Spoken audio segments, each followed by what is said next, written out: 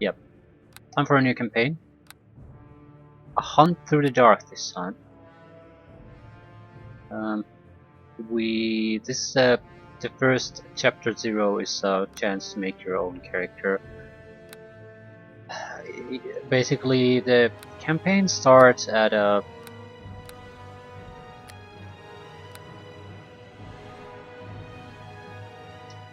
as a, I think, a level 4 to 6 character, depending on your class, but it doesn't automatically start that way. So they have an editor chapter where you can make your character and give him basic equipment and level him up.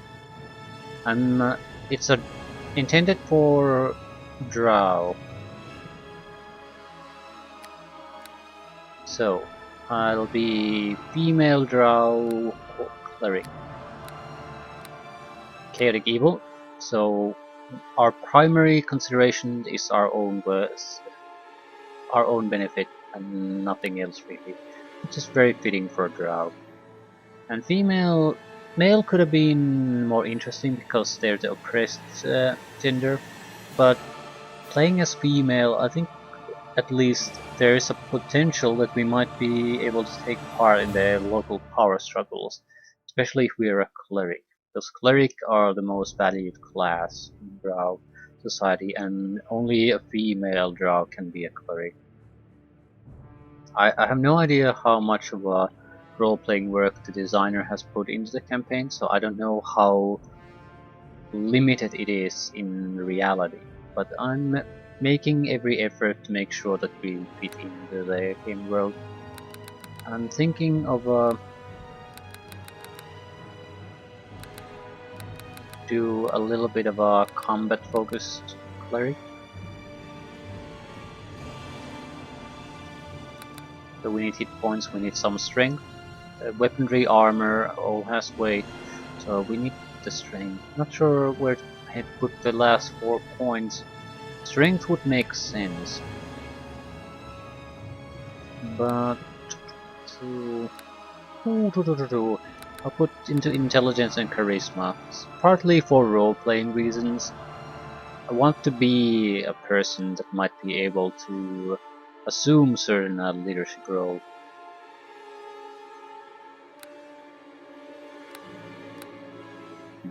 This does not leave us with a lot of skill points. Concentration is a must, otherwise spellcasting is troublesome. Persuade, I don't know how much conversation skills are used, but it's fitting. 1 point in tumble, so we actually get to use it. It requires training, meaning if you don't invest points, you're never gonna use it. 1 point in lore, 1 point in heal. We'll probably continue developing lore instead of heal. So is there any point in putting anything in heal?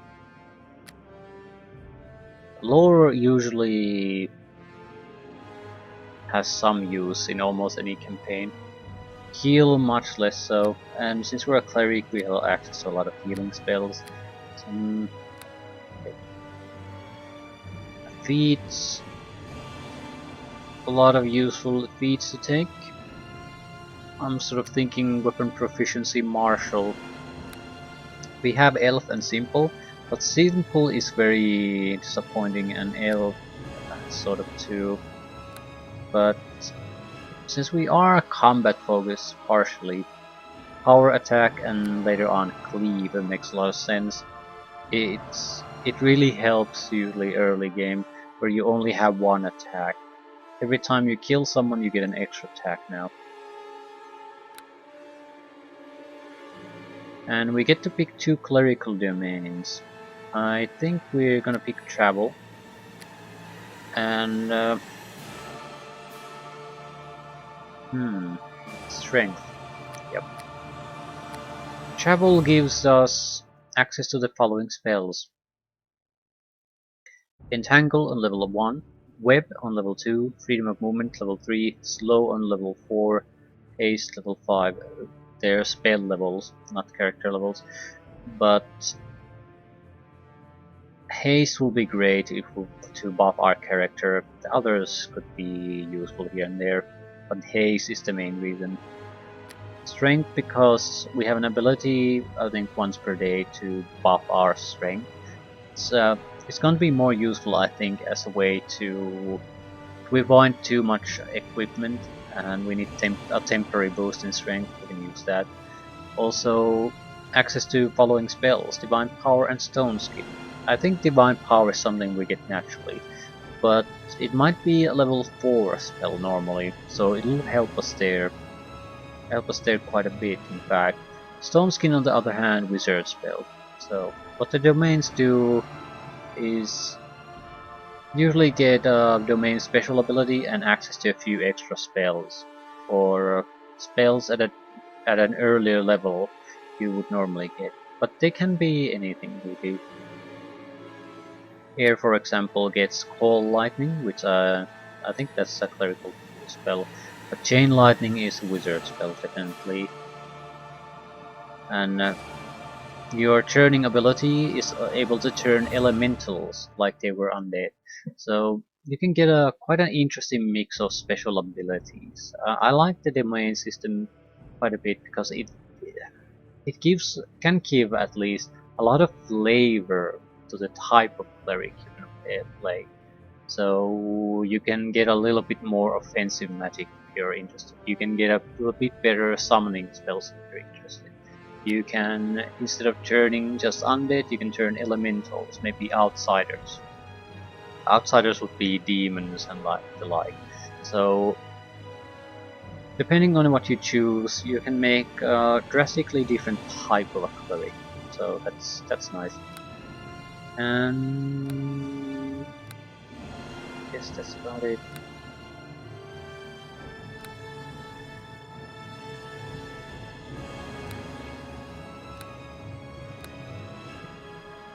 Yep.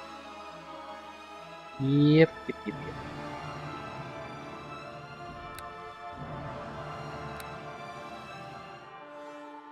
At my command, attack! We're gonna pick Noble Matron. To the fight! Give no quarter! There is nothing for you here! Back with you! You are not worthy! Yes.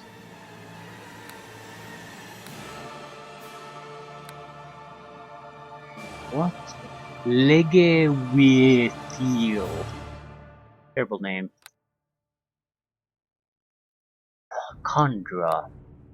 Delawian. Elred.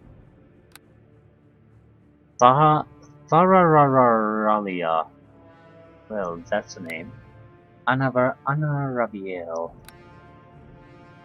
Belial. Belial is a nice name. It's simple enough.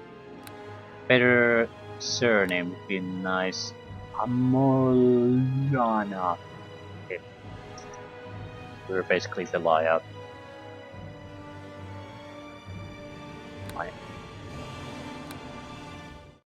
Okay, this should be just for still character generation purposes. So we need a level 4 cleric at least. What? Yeah, you should be around level 4 to 5.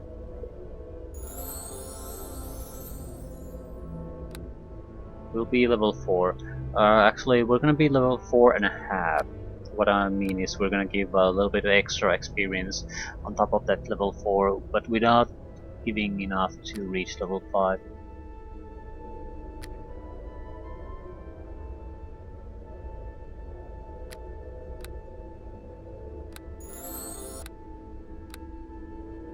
Every level up, points go to concentration, lore, and persuasion. And click. Thank you very much. Yes? What do you...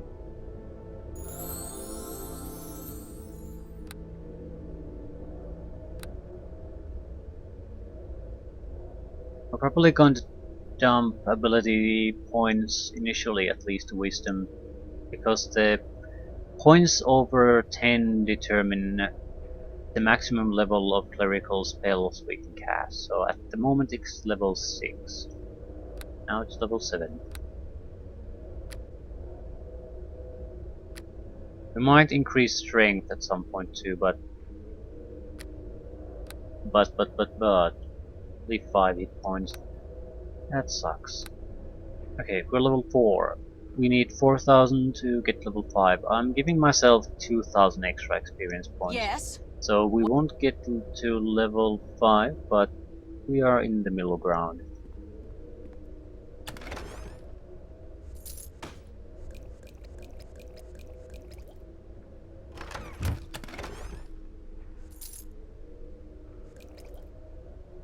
I'm taking a couple of bone wands. Might not use these are for crafting purposes. We might not use them, but at the same time there are certain abilities that do make a lot of sense to make into a wand. We might never use it. It's a crafting component like that is not very valuable, so we're not really getting anything out of it. We're not getting a massive benefit from taking it. I'm taking a crossbow over the short bow because it's more appropriate for Drow.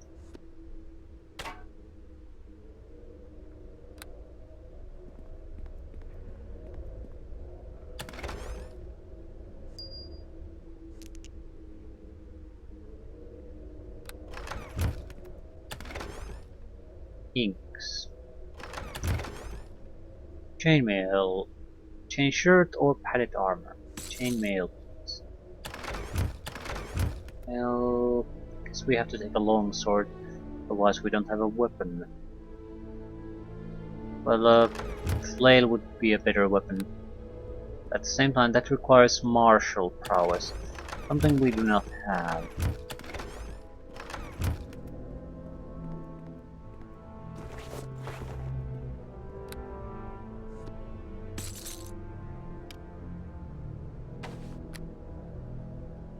We have a mace and a shield.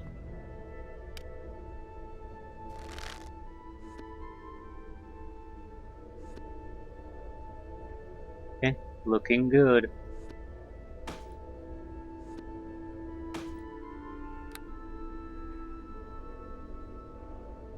Yes. Now,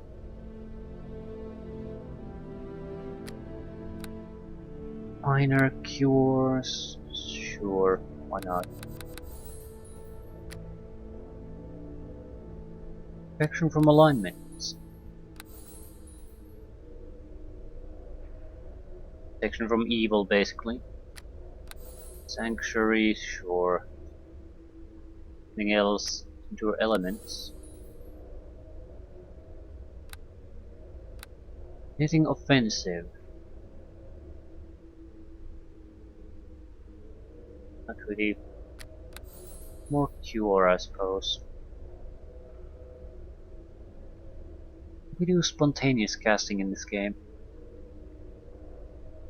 I don't think so. You can do, at least in Neverwinter Nights 2, spontaneous casting just means that you can alter non-healing or damage inflicting spells into spontaneously to the same level heal or cause wound spell, depending on your alignment.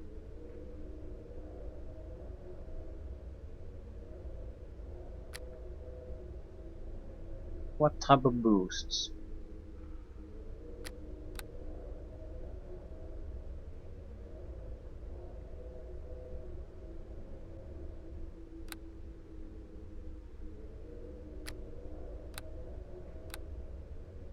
Okay. Some kind of basic group of spells. Old person.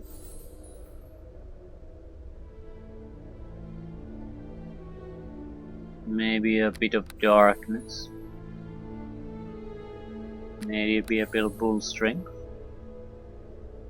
And maybe a bit of ultra vision. Not sure if this is a good selection of spells.